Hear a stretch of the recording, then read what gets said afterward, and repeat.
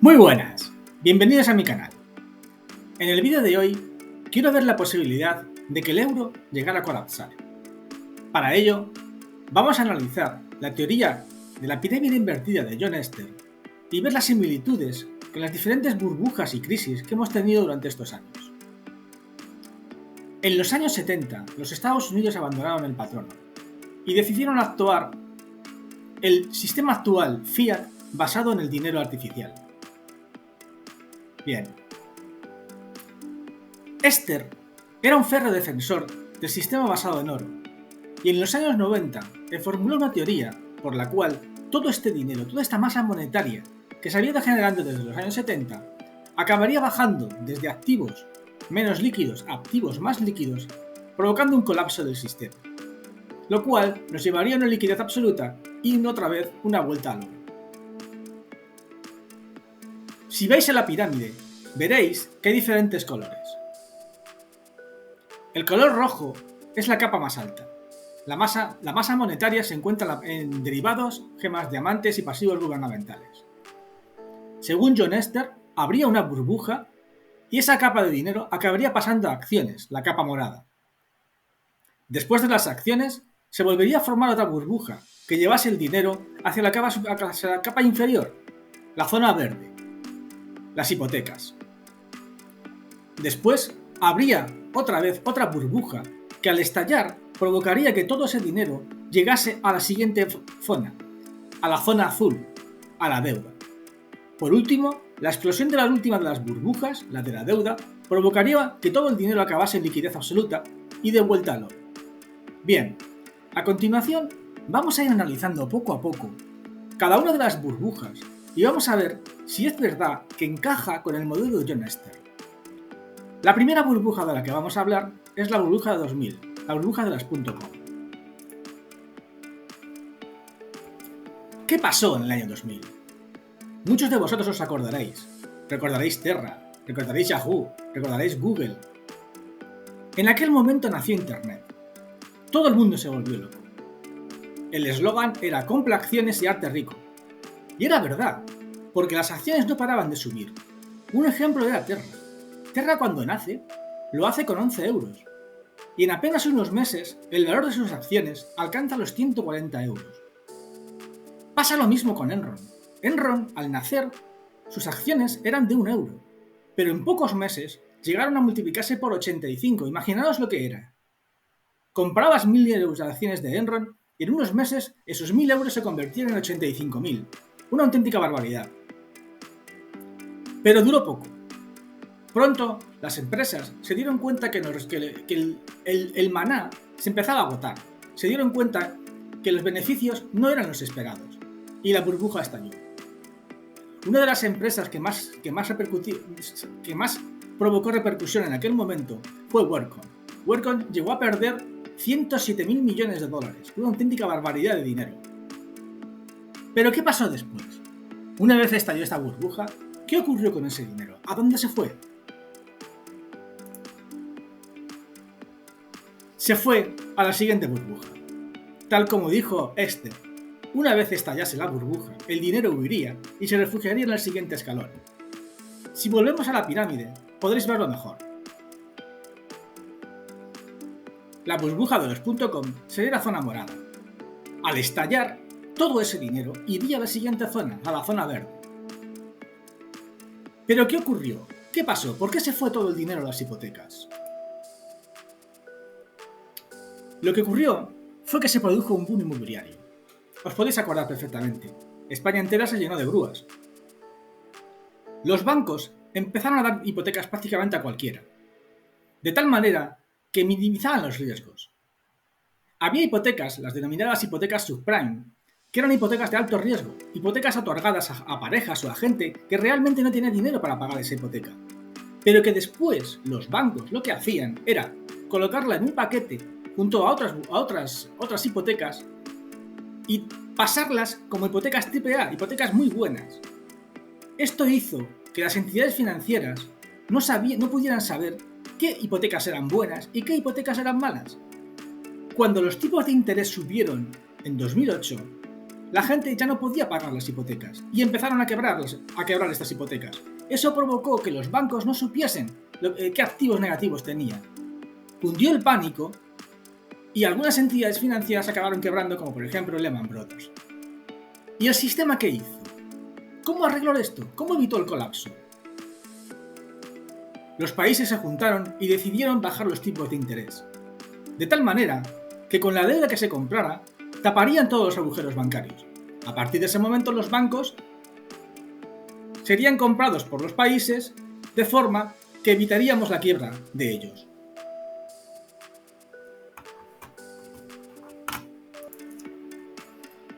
Pero ¿qué pasó después? ¿Qué ocurrió?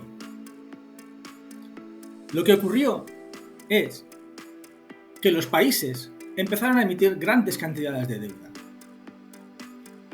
hasta llegar a un momento en que la masa monetaria de liquidez, la cantidad de dinero que se invirtió, que se inyectó durante todos esos años, triplicó a la cantidad inicial que había en 2008.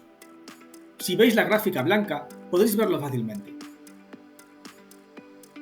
Los estados emiten deuda, los bancos compran esa deuda, y con esa deuda tapan los agujeros. Como la deuda alcanza intereses negativos, cada vez se compra más deuda, cada vez el sistema obtiene más inyección de dinero, cada vez la burbuja es más grande, hasta llegar a la situación actual, hasta llegar a la burbuja de 2023.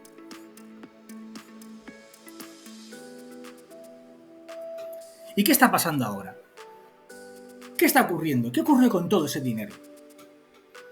Como podéis ver en los titulares, al subir los tipos de interés este año, los países cada vez tienen más problemas para emitir deuda. La burbuja es tan grande, la cantidad de dinero es tan grande, que los inversores empiezan a dudar de la posibilidad de los estados de devolverles ese dinero. En el caso de Alemania, hace poco, ha intentado emitir 200.000 millones para poder paliar los efectos del gas y la subida del gas de este invierno y no lo ha conseguido, no ha conseguido vender toda su deuda. Y en el caso de España, como podéis ver en los titulares, estamos llegando a cifras récords de 1,5 millones de euros. En Estados Unidos hablan ya de que es la burbuja mayor de toda la historia, llegando a los 15 billones de dólares. Como veis, todo esto es una locura. Esta última burbuja de la que habla John Esther, es la más alta de la historia. Su explosión hará que de verdad se ponga en riesgo el sistema. Pero, ¿cómo podría estallar esta burbuja? Lo que voy a contar aquí es única y exclusivamente teorías mías. Por favor, tened esto muy en cuenta. Es únicamente hipótesis que yo lanzo que podrían ocurrir y que podrían provocar el estallido de esta burbuja. En mi opinión, lo primero que pasaría es que el bono a 10 años, los bonos nacionales, escalarían mucho, superando el límite que se alcanzó en el año 2012, en la anterior crisis de deuda. Llegaríamos, por ejemplo, a más del 7%. ¿Y qué sucedería? El mercado se tensionaría mucho y se provocaría un pánico. Entonces, el Banco Central Europeo intervendría. Al igual que hizo en 2012, intentaría comprar deuda. Haría un gran rescate bancario para impedir que los estados nacionales de la Unión Europea quebraran. Pero, ¿no sucedería entonces como en 2012? Si en 2012 el Banco Central Europeo consiguió rescatar al sistema a todos estos países, ahora ocurriría igual. Comprarían bonos, harían bajar el bono y el problema se solucionaría. Bien, en mi opinión, esto no pasaría. En mi opinión, en esta vez el tema sería muy distinto. ¿Por qué? La causa fundamental es el balance del Banco Central Europeo. ¿Qué es el balance de un banco? El balance está compuesto por activos y por pasivos. En el caso del Banco Central Europeo, los activos son el 80% y los pasivos es el 20%. Los activos es de dónde yo obtengo dinero, es decir, los préstamos. Y los pasivos es a dónde yo tengo que dar dinero, es decir, el el dinero que tú debes sería el pasivo y el dinero que te deben a ti sería el activo. En el caso del BCE, el activo es prácticamente todo deuda, pero es deuda emitida en forma negativa. Es decir, es deuda que apenas genera dinero, porque como se emitió con intereses negativos, los países que vendieron esa deuda no te dan dinero a ti.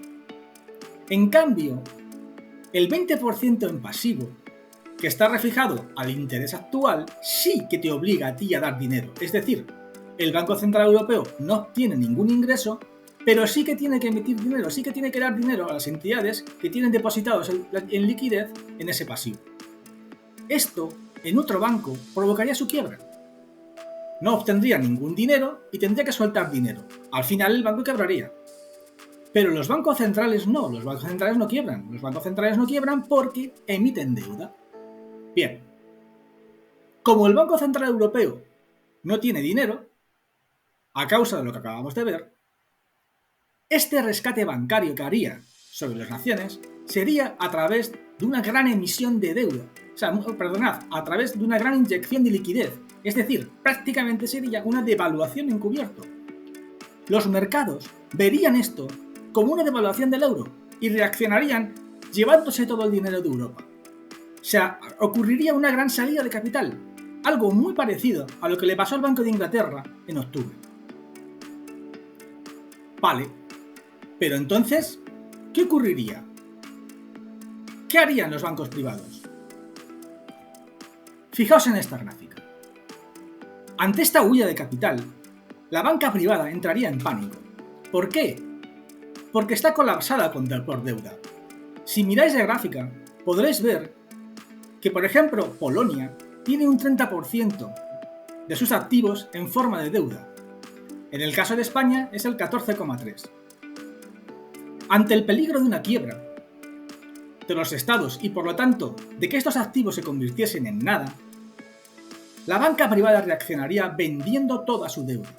Y lo harían todos a la vez. El pánico sería generalizado. Esta es mi teoría. Pienso que si llegamos a este punto, los bancos privados acabarían vendiendo su deuda. Si los bancos privados vendieran su deuda, el bono a 10 años de la mayoría de los países se iría a más del 10%. Esto prácticamente impediría a cualquier país de la Unión Europea la posibilidad de obtener deuda. Y sin deuda, ese país tendría que declararse en quiebra. Bien, me diréis, no pasa nada. Tenemos la hucha de las pensiones. En el caso de España, esto no sucedería. Hay un problema con la hucha de las pensiones. Hasta el año 2012, efectivamente, la hucha de las pensiones nos podría haber salvado. Teníamos en aquel momento 66.815 millones de euros. Había una ley que no permitía sacar más de un 3% del total de pago de pensiones a cualquier gobierno. Pero el gobierno de Rajoy acabó con esa ley y permitió que durante 5 legislaturas el gobierno, en caso de crisis, pudiera sacar todo el dinero que quisiera. Y creedme, sacó todo el dinero, hasta un punto que dejó la situación en 2.138 euros actuales. Millones de euros actuales, perdón. Como comprenderéis, con estos 2.000 millones no tenemos ni para pagar un mes. Si sabéis, hay 10 millones de pensionistas en este país. Si ponemos una media de 1.000 euros por pensión, nos salen unos 10.000 millones de pagar mensualmente. Con esos 2.000 no nos llega. Entonces, ¿qué hacemos? ¿De dónde sacaría el gobierno el dinero? Desgraciadamente, del único sitio donde lo puede sacar, de las cuentas bancarias. Si llegáramos a ser en una situación totalmente hipotética, de que el gobierno no pudiese emitir deuda, de que no pudiese sacar dinero de otro sitio, el único sitio donde podría acudir es a los bancos. Iría a las cuentas bancarias.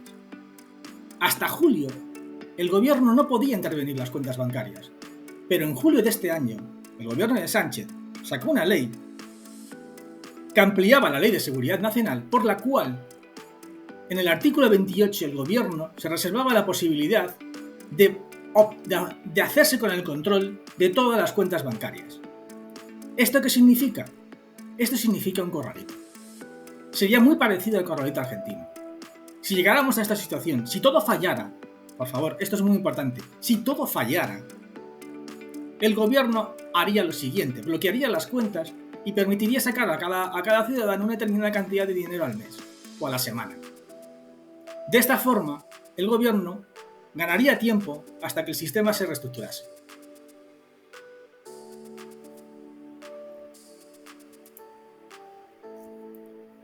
Si esto ocurriese, acabaríamos en el punto que dijo John Esther, en la liquidez absoluta. El único dinero válido sería el dinero que la gente obteniese en su bolsillo, ya que todo lo demás estaría bloqueado. En una siguiente fase, el sistema se reestructuraría y volveríamos al patrón oro. Esperemos y deseemos todos que esto no ocurra y que nunca lleguemos a esta situación. Espero te haya gustado mi vídeo.